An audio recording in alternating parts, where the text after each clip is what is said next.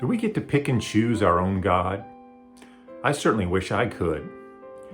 When I think of what I would like in God, I think of the character in the movie Cinderella Man, Braddock's character, the boxer. It's during the time of the Depression, and there's this very touching scene where he comes home one day and his kids tell him that his oldest son has stolen some meat from the butcher shop.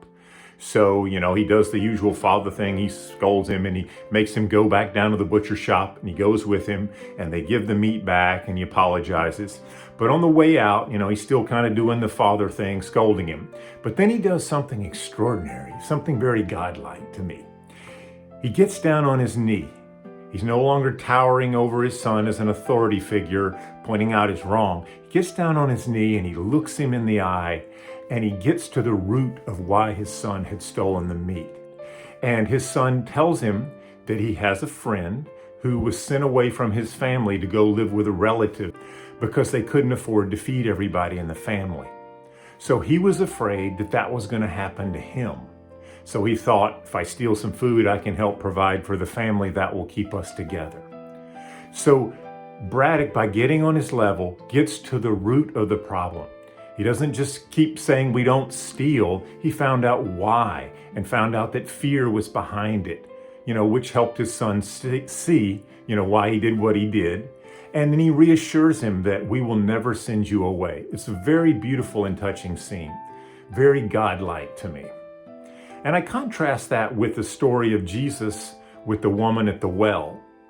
Now, Jesus comes along, he meets this Samaritan woman at a well, and he tells her that she's had 5 husbands and that she's living with a man who's not her husband. So he points out her sin, which I think was probably already obvious to her and to everyone in her town, I'm sure. And she probably heard about it all the time. So that doesn't really help her, that he points out her sin.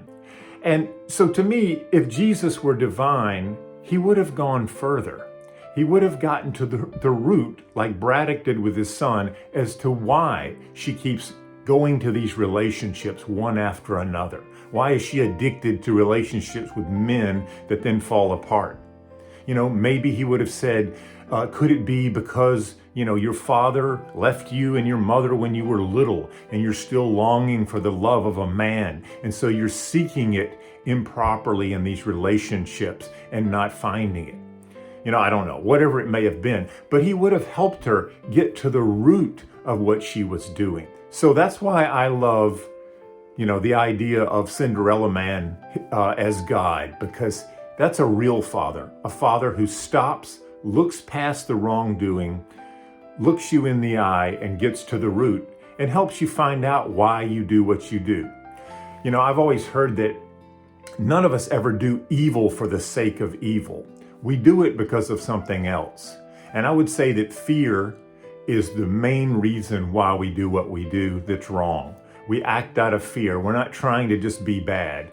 We're afraid of something and we're trying to compensate for that.